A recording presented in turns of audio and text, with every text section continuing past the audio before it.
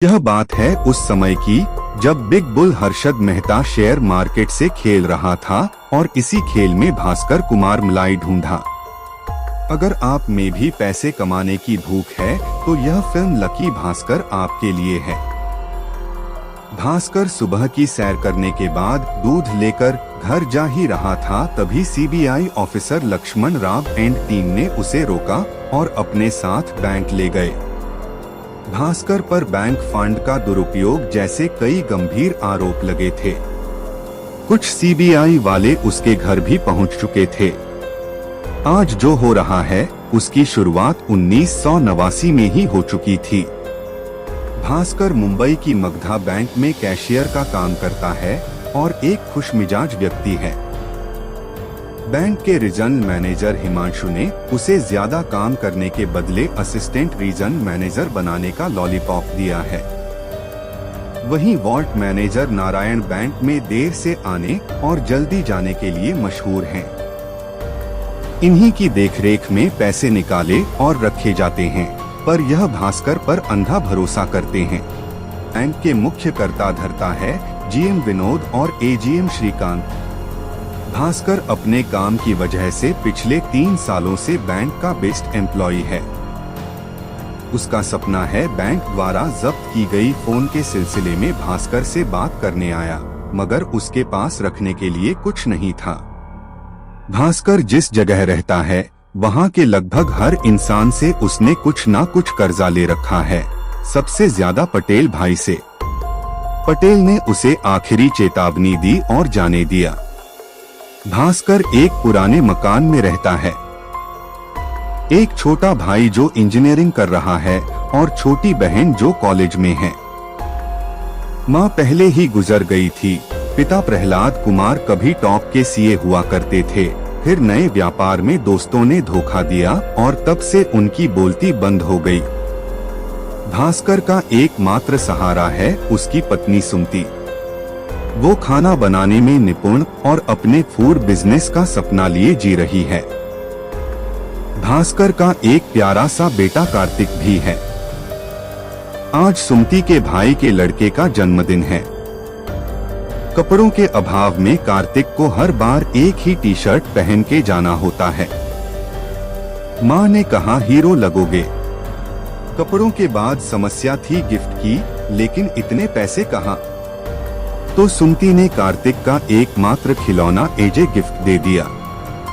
भास्कर अपने साले के पास गया, पर उसने तो भास्कर से हालचाल भी ना पूछे और दूसरे मेहमानों की आव भगत करने लगा।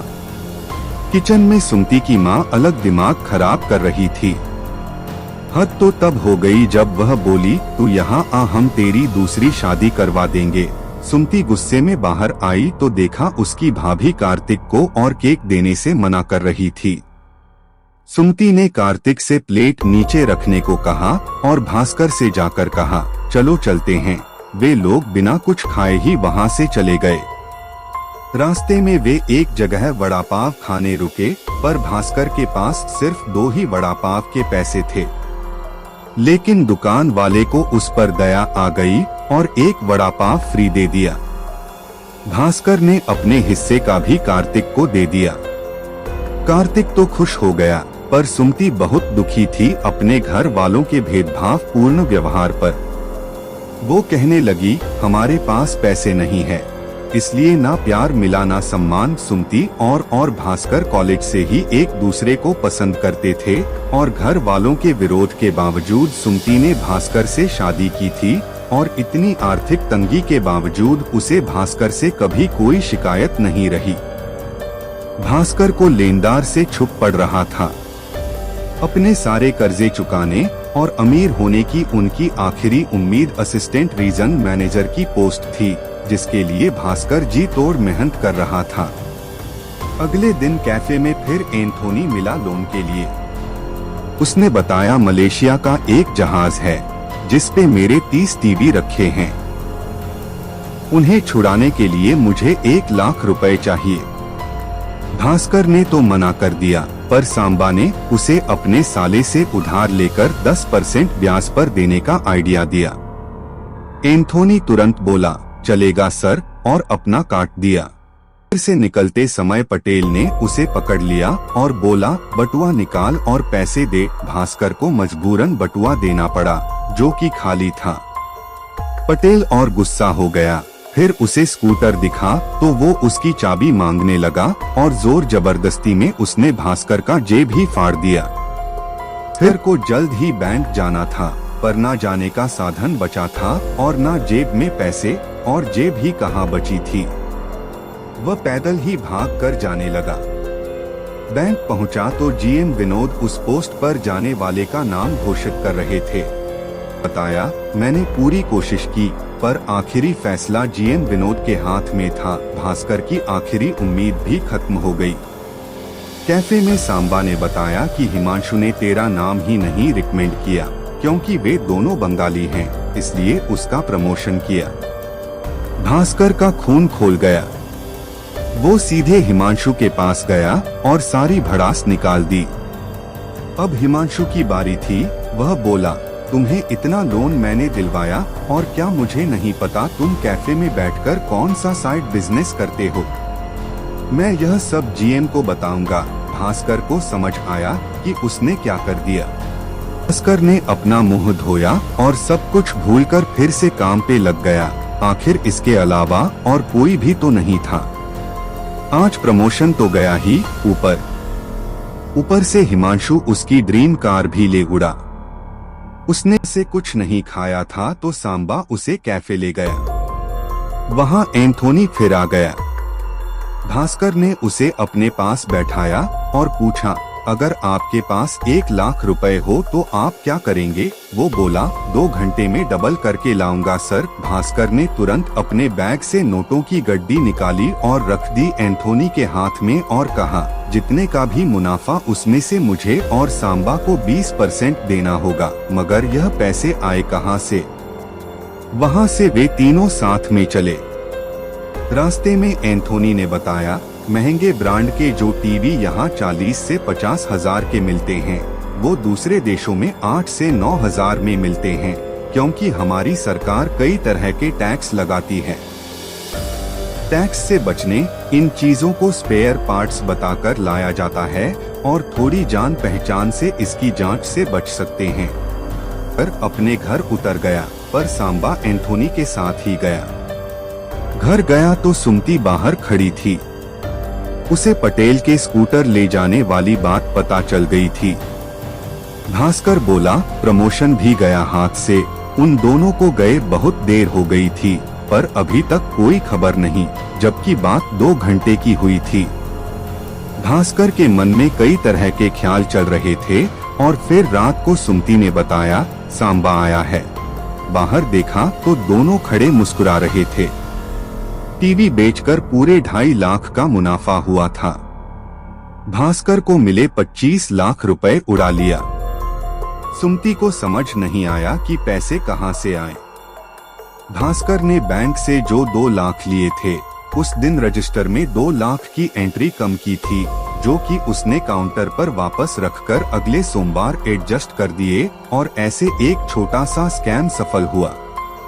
उन पैसों से भास्कर ने अपना सारा कर्जा चुका दिया। मगर यह तो बस शुरुआत थी। पैसों की लत एक बार जिसे लग जाए, वो फिर कहाँ रुकता है। भास्कर ने इसी तरीके को अपनाकर एंथोनी के साथ काम चालू कर दिया और दिन दुगनी रात चौगुनी तरक्की होने लगी। मगर सुमति इतने खर्चे से हैरान थी।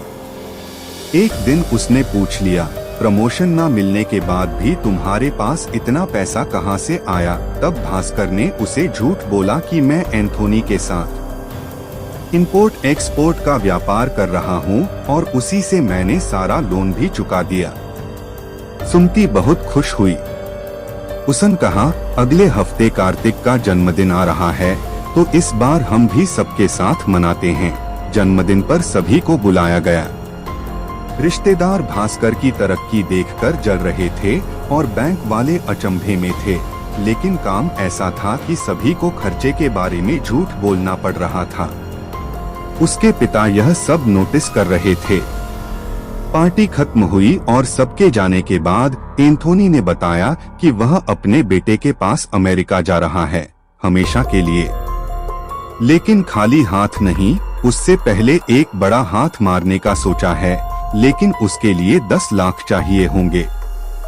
इतने सारे पैसे बैंक से निकालना मुश्किल था, पर जब भास्कर ने अपने बेटे से पूछा कैसा लगा, तो वो रोने लगा। उसे पुराने दिन याद आ रहे थे, जब उसके दोस्त सेम कपड़े पहनने की वजह से मजाक उड़ाते थे। तब भास्कर ने फैसला किया कि वह अपने परिवार के लिए रिस्क लेगा। अगले दिन उसने बैग की जगह सूटकेस ले जाना सही समझा, क्योंकि अमाउंट बड़ा था। बैंक पहुंचने पर उसने सूटकेस के बारे में नारायण से झूठ बोला कि मुझे यहां से सीधे दूसरे शहर के लिए निकलना है। इसलिए भास्कर ने आम दिनों की तुलना वॉल्ट से 10 लाख ज्यादा निकाल ली और काम करने लगा। सांबा ने अजनबी बनकर नारायण को फोन किया और बातें करने लगा। तब तक भास्कर ने पैसे सूटकेस में रखने से उन्होंने 3 महंगी कार खरीदी थी। कार खरीद तो ली, पर जिसे बेचना था उसने आखिरी वक्त पे मना कर दिया। अब टेंशन होने लगी कि क्या करें। भास्कर बोला, प्रॉफिट में साथ थे तो मुसीबत में भी साथ ही रहेंगे। क्या इन कारों को खरीदने वाला कोई भी नहीं है? एंथोनी ने पता लगाया तो गोवा में एक खरीदार मिल गया। उन्हें उसी वक्त गोवा के लिए निकलना पड़ा, क्योंकि अगले ही दिन पैसे वापस रखने थे। रास्ते में कोई रोके ना, इसलिए गाड़ियों पर सरकारी नंबर प्लेट लगा दी। फिर एक चेक पोस्ट पर पुलिस ने रोक लिया, लेकिन भास्कर ने इसका भी इंतजाम कर रखा था। उसने कुछ भिखारियों को नेता बनाकर गाड़ियों में बिठा रखा था और ध्यान भटकाने के लिए साथ में एक हसीना भी। पुलिस वाला तो बेचारा नौकरी जाने के डर से घबरा गया। लोंडी जैसे दिमाग की वजह से फाइनली वे लोग गोवा पहुंच गए।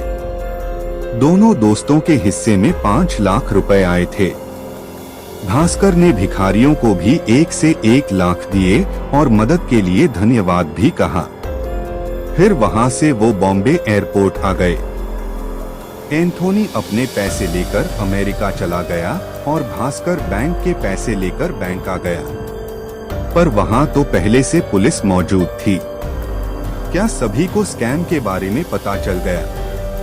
एक पल को तो लगा अब तो गया, लेकिन पुलिस उसे रास्ते से हटाकर हिमांशु और नए एआरएम को अपने साथ ले गई। वे दोनों रिश्वत लेकर लोन देते थे। पैसे निकालने बुलाया। उसने बताया हिमांशु ने प्रमोशन के बदले उससे भी पैसे लिए थे। तुम्हारे साथ उसने बहुत गलत किया। फिर रजिस्टर में एंट्री करते वक्त भास्कर ने 1 लाख रुपए ज्यादा बताए। नारायण ने भी उसकी बात पर विश्वास करके एंट्री कर दी। फिर जब वह केस काउंटर पर बैठा था, अचानक जीएम ने सूटकेस देखकर पूछा, यह क्या है? भास्कर ने गांव से सीधे बैंक आने का बहाना बनाया, पर जीएम बोला, खोलो इसे। उसे शायद शक हो गया था। उसने वॉल्ट मैनेजर नारायण को बुलाया और पैसे गिनने को कहा। भास्कर सूटकेस खोलने लगा और नारायण पैसे गिनने लगा। खुला तो यह क्या? सूटकेस में तो सिर्फ कपड़े हैं।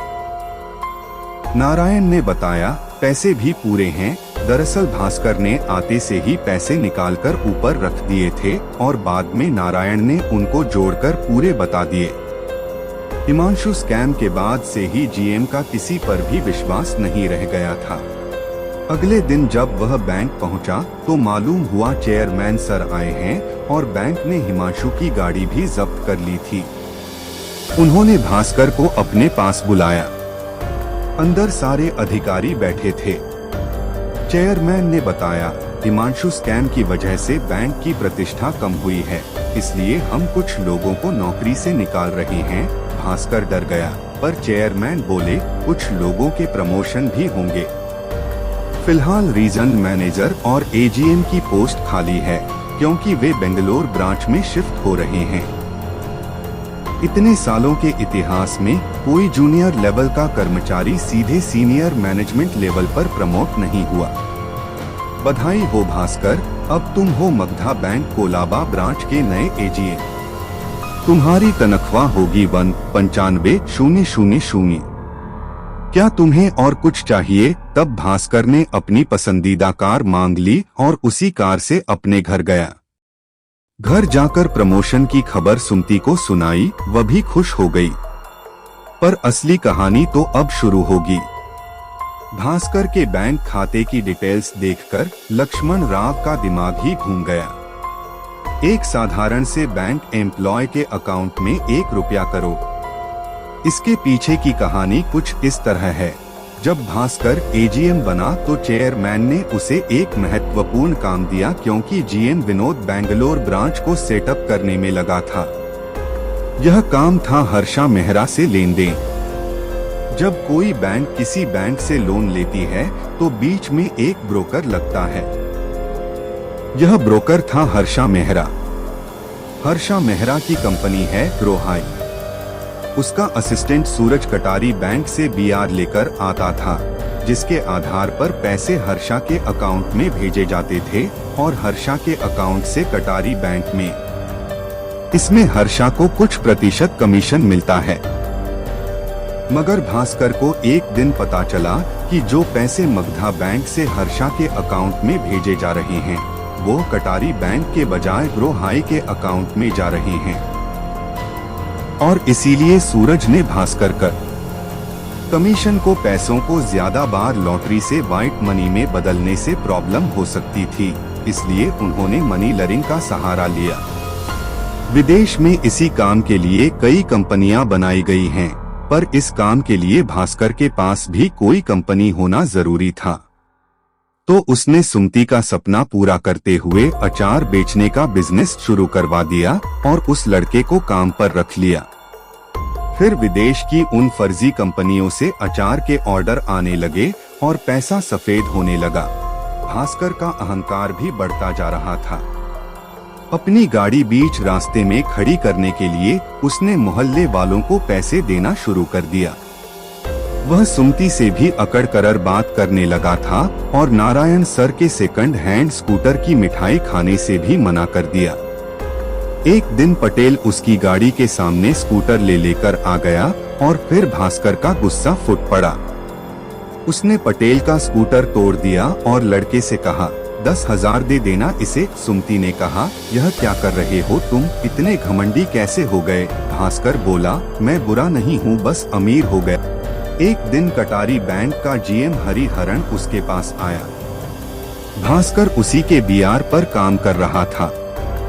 इतने सारे पैसे एडजस्ट करना मुश्किल हो रहा था। पर हरिहरन बोला, उसने तो इतने पैसों के बीआर कभी इशू नहीं किए। उसने देखा तब पता चला हर्ष ने फर्जी बीआर बनाए थे। हरिहरन तो रोने लगा। उसने भास्कर से कहा, किसी को बताना मत, नहीं तो हम भी फंसेंगे, और वहां से चला गया। उसकी ब्लड प्रेशर की टैबलेट्स वहीं रह गई। बाहर देखा तो वह पड़ा था। उसने ज्यादा डोज लेकर अपनी जान दे दी थी।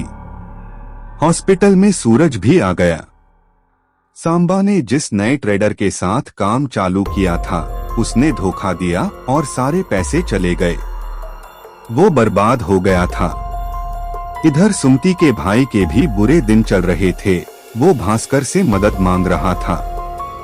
सुमति की माँ बोली, देख तेरा पति कैसे अकड़ रहा है। वो तेरे आचार के पैसे हैं, ना कि उसके। सुमति को फिर गुस्सा आ गया। वो बोली, जब हमारे पास पैसे नहीं थे तब तुमने कितनी मदद की थी।